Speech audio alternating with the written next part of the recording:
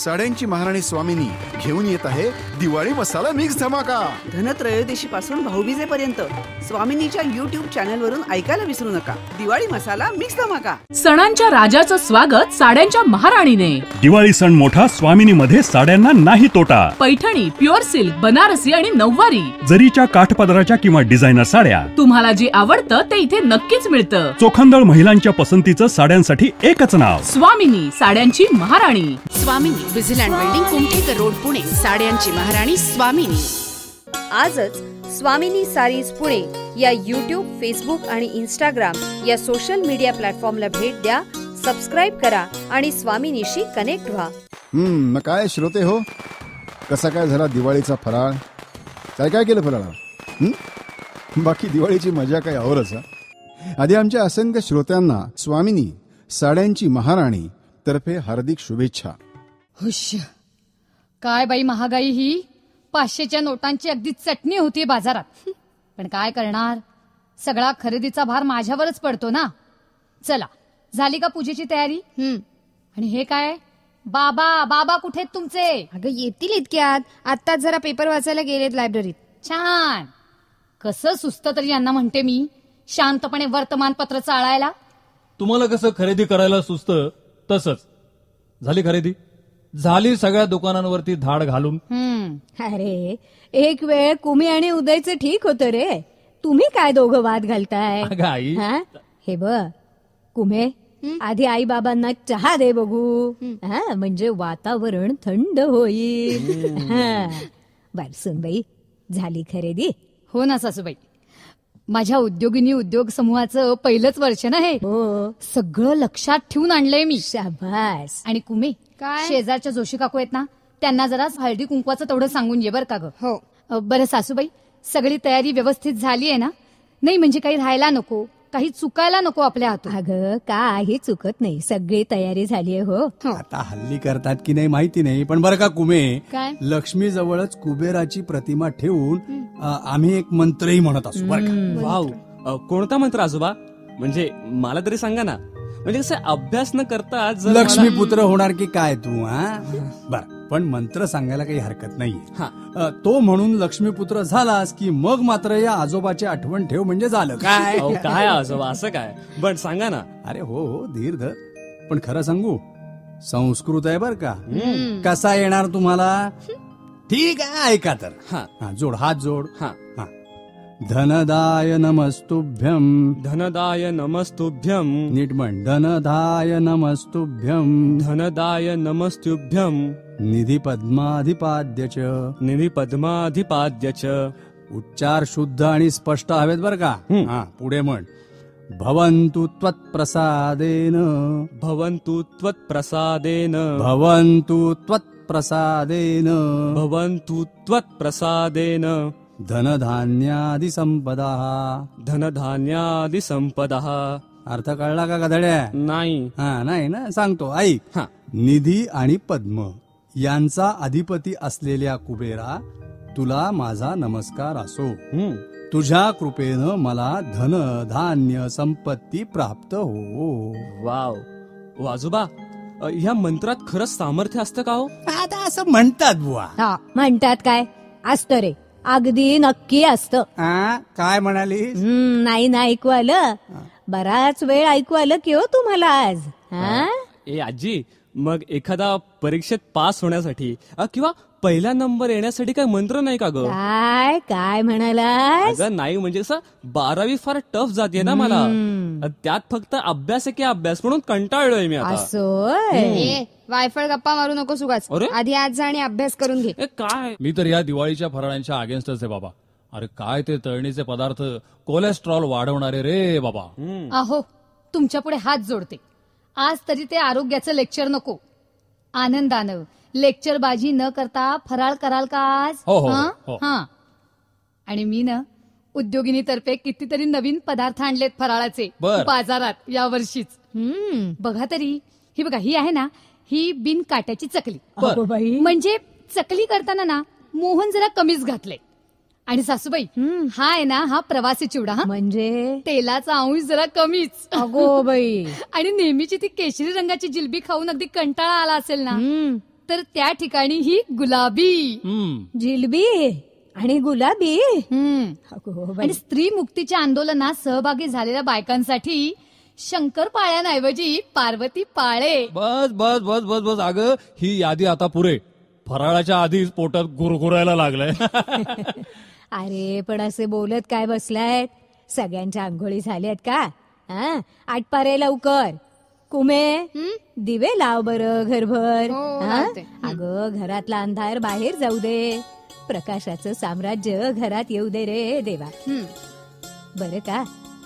अहो अहो ऐकलत का? यंत्र लावलंय, ऐकू येतंय, बोल. मग सांगा की. मी म्हणते फराळाला चला. सुनबाई आधी तुझी ती उद्योगिनी का काय म्हणतेस ना, त्याचे सगळे पदार्थ वाढव सगळ्यांना. उदय आजी आजी येतो ग. एवढा ऍटम बॉम्ब त्या कुंभीच्या कानापाशी फोडून आलोस बघ. उदय उदय नो ऍटम बॉम्ब. कुमी म्हणते ते बरोबर आहे. पर्यावरणाचं भान राखत आणि मनातल्या आणि जनातल्या सर्व अंधकाराला पळवून देत म्हणूयात शुभ दीपावली. आजोबा ही दिवाळी साजरी करणं खऱ्या अर्थाने कधीपासून सुरू झालं?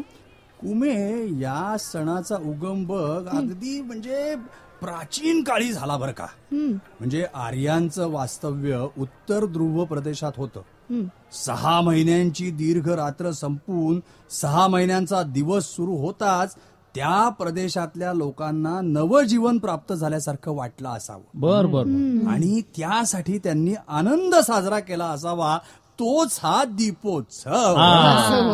जरा अजून अवघड भाषेत सांगू का? अजून आर्यांच्या 7 पाकयज्ञांपैकी पार्वण, आश्वयुजी, अग्रहायणी या 3 यज्ञांचं एकत्रीकरण करून त्याचं थोडं रूपांतर करून दीपावलीचा उत्सव सुरू झाला असावा असं म्हणतात. बरोबर.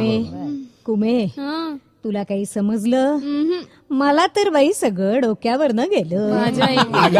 नाही जायचं, तुमच्या डोक्यावरूनच जायचं. सोपं आहे ना समजायला. काय बाबा. पार्वण हा पाकयज्ञ असतो पितरांसाठी. आश्वयुजी हा इंद्र, कृषी देवता आणि सीता यांच्यासाठी असायचा बरं का. बर. अग्रहायणी हा संवत्सर समाप्तीचा याग असे.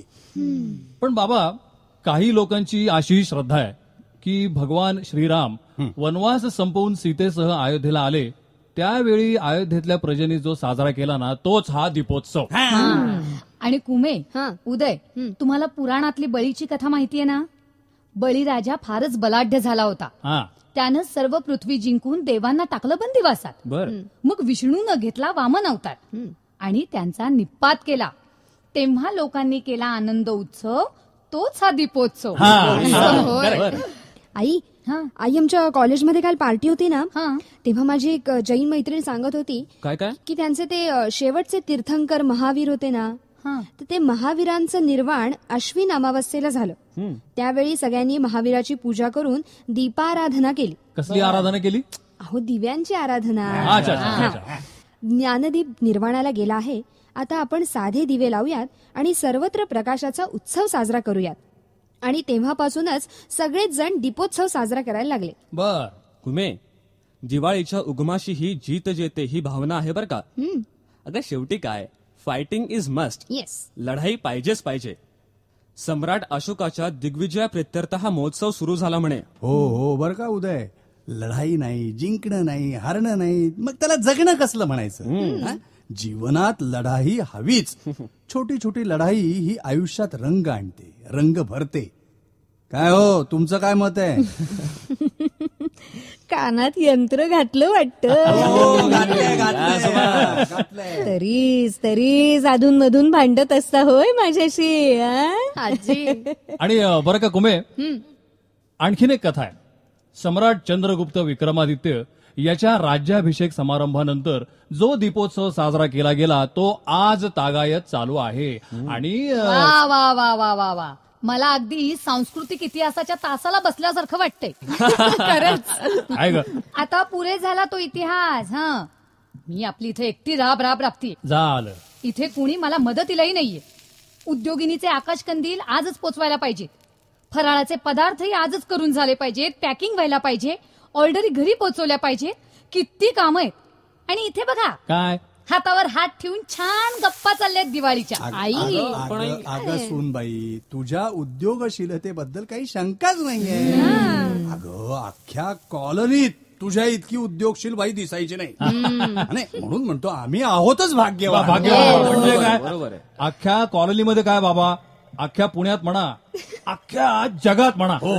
आता बास नाही, हिशोबाचं मात्र जरा थोडासा गोंधळ असतो. बाबा तुम्ही पण ना